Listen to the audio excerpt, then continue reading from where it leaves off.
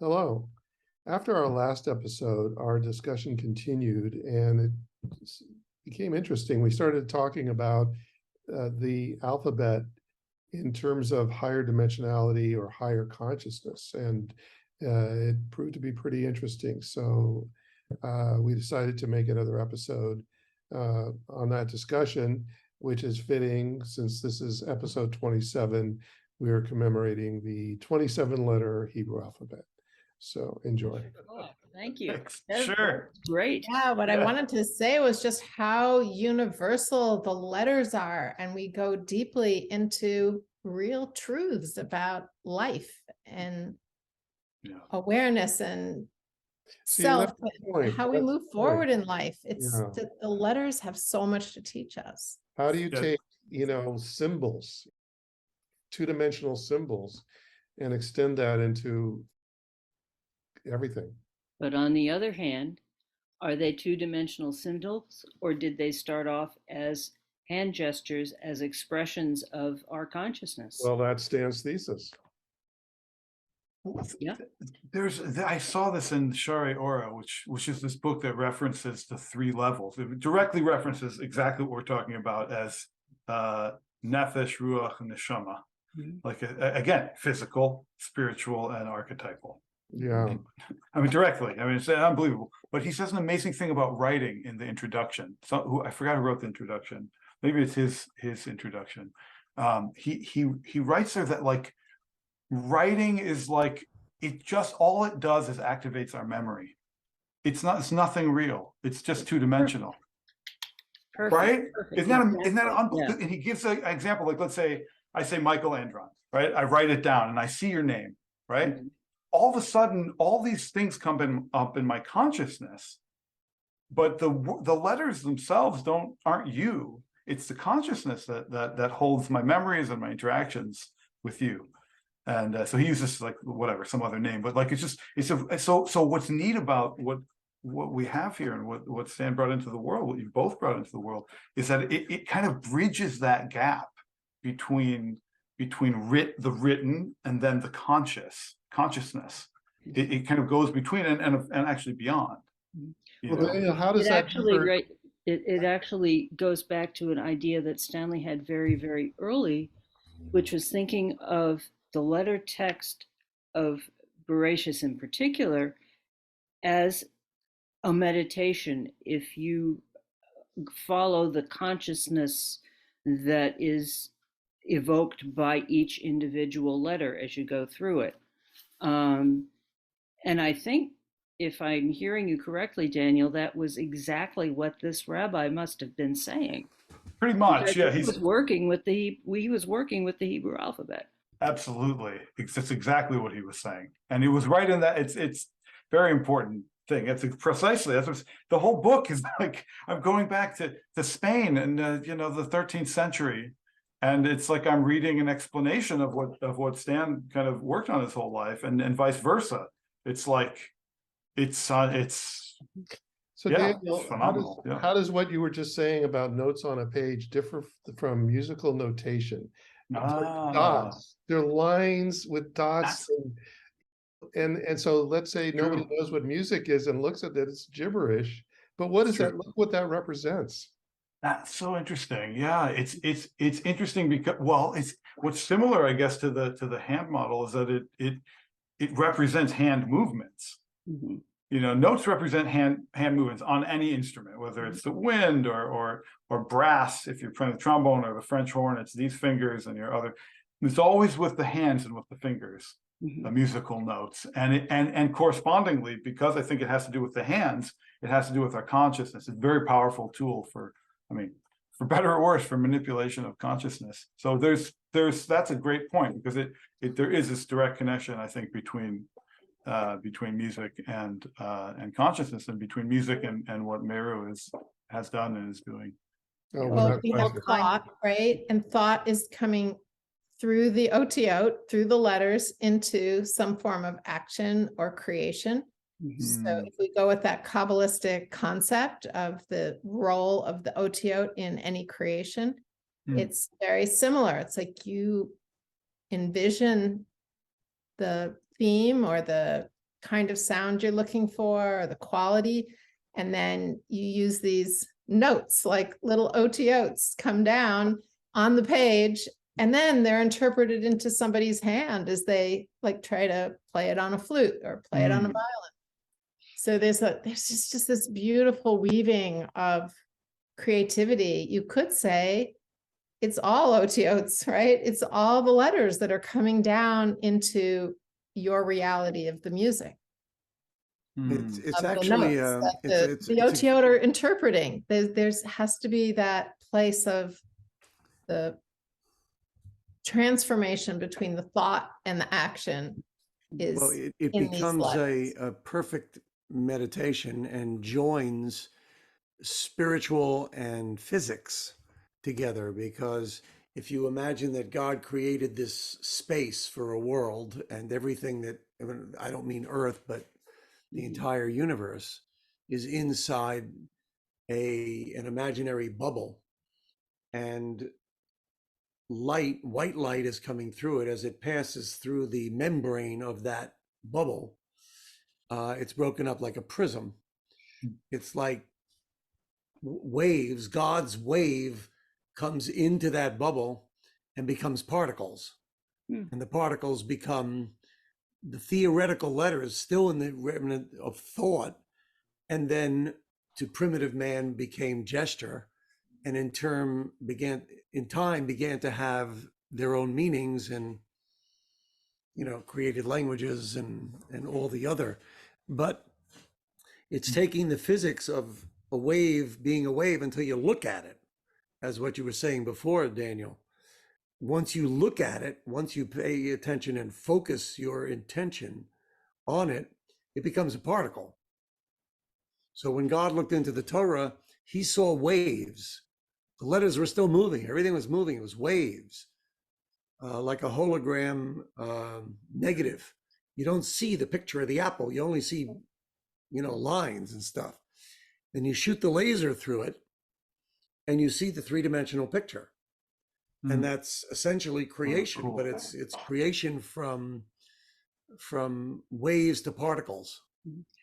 Well, that's I'm not remembering the exact quote, Daniel. Maybe you do. That again, we used very early, but I know I've seen it.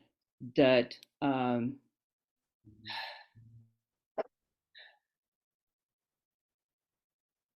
that the Torah was originally without, the letters of the Torah were originally without definition into words, and as events happened, it froze. divided itself into the appropriate words.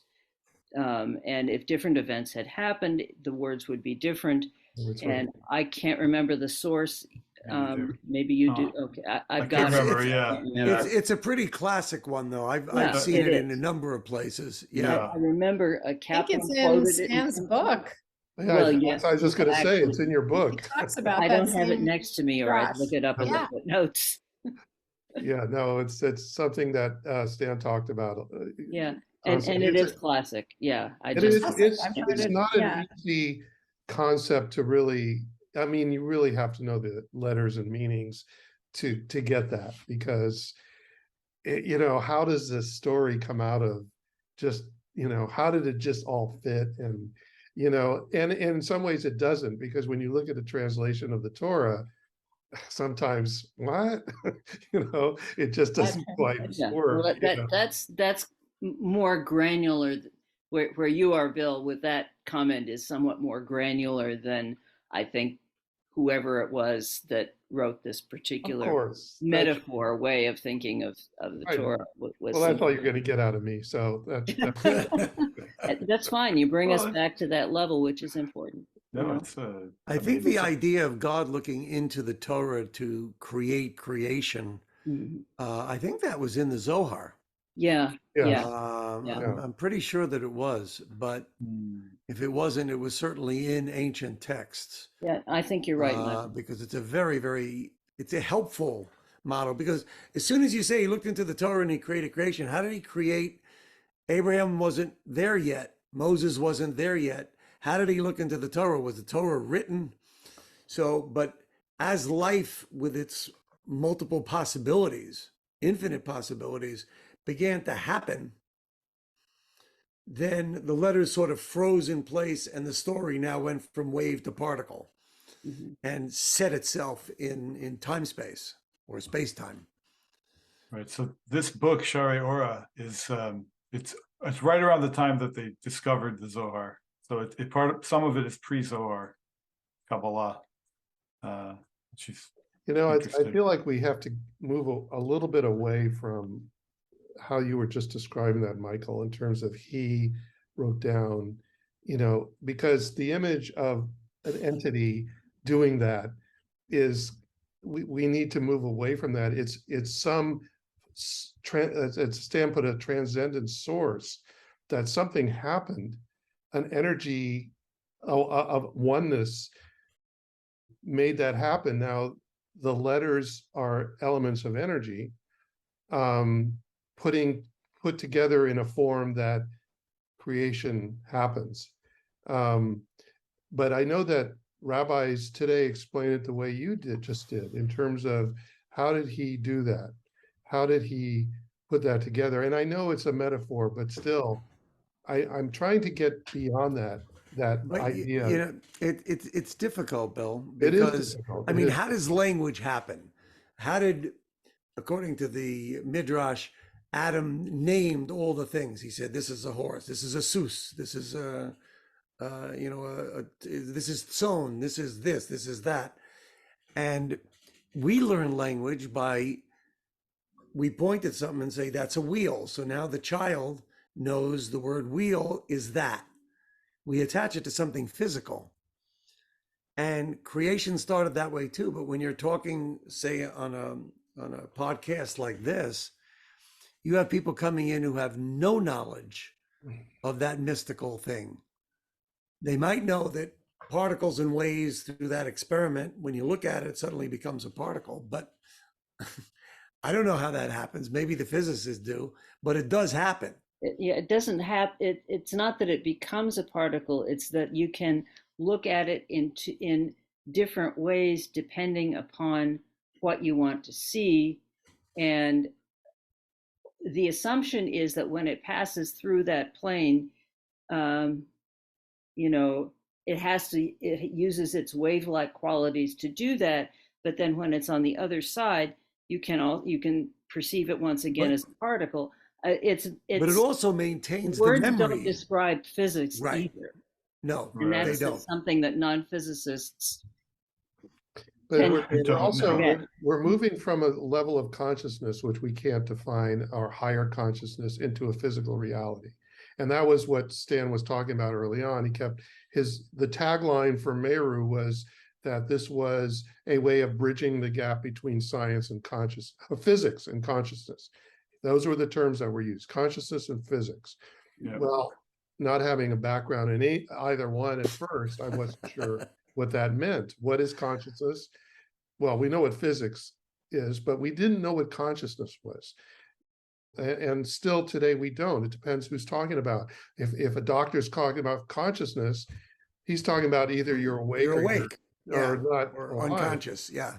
But those who work, I'm not going to use that term again, consciousness, whatever, raising, we look at it as perhaps the difference between inside and outside. Well, consciousness raising is more a matter. I know we talked about that once. That It's not the right term. doesn't have anything to do with spiritual consciousness. Right. Okay. In any case, so what I'm saying is, Michael, that maybe, yes, we don't have the language. Maybe what we're doing here is developing the seeds of the language that, maybe as we talk, it's important to be clear when what we're actually doing is quoting or referring to ancient sources which did use that language, and that's where we have to start.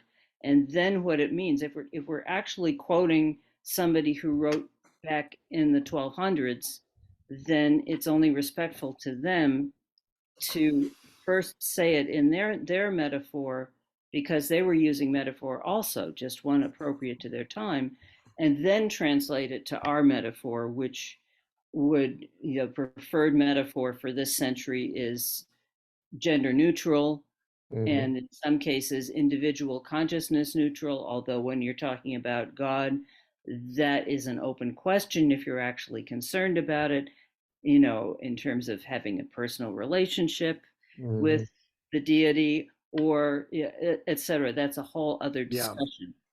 But as Adele points out, continuing that, we are creating new drashas, and as members of the tribe, we have the right and ability to do that. And Yeah. so the more we do it, the more maybe the clarity comes through. There's not a lot of people talking about what we're talking about right now. I'm just saying that if what we're, those of us or those of you who draw from a knowledge of having read those sources for yourself, that, if that it's important to say, okay, this comes from us, or to be clear, that this is a metaphor from 1,000 years ago, and here's how I might say it if I were translating it today. That's a good point. 100%. There is an interesting, absolutely. There's an interesting idea, Rabbi Nachman, this kind of bridges the gap here, which is, Rabbi Nachman says that actually the whole Torah is different names of God. That the letters, each letter is basically a name of God. So that idea is an older idea. I think I forgot where he got it from, but he definitely talks about that. And the idea of learning Torah is actually to look at names of God. So in order to get us out of craziness, that's what he says, to get us out of the craziness of being stuck down here, and to kind of open our mind to God, but in well, not capital G, the one, the source of light, however you ever want to put it. And I think that Rabbi Nachman was obviously aware of that. I mean, he thought on that level, but again, he was talking back in the 1800s, and what metaphors do you use if you're back in that time? If he lived now, he would use different metaphors. 100%. And Rabbi Nachman, as well as his grandfather, the Baal Shem Tov, spent a lot of time in nature. They went out and they had experiences which they came back and spoke about in their language, getting back to your point, Lavana. But if we look into their language and think about their experiences, that's something we can relate to. The idea of going into a forest and having this transcendent experience, and then coming back and then interpreting that into some language. And they didn't even write it. It was their followers who did all the writing. They just came and spoke about it, and then the followers had to figure out what the heck they were talking about. And the followers inevitably, almost always, were not at the same level as the person who was actually saying the thing. That's totally true. There's a couple of levels of more than a couple. And here we are, the followers of Stan. Pixelation, let's put it that way. We're the followers of Stan trying to, I can't say these things. Not well. Daniel says them better in some ways because he's got the kind of background that Stanley was looking into. I mean, it was I have zero Hebrew background except what I learned through working on this work.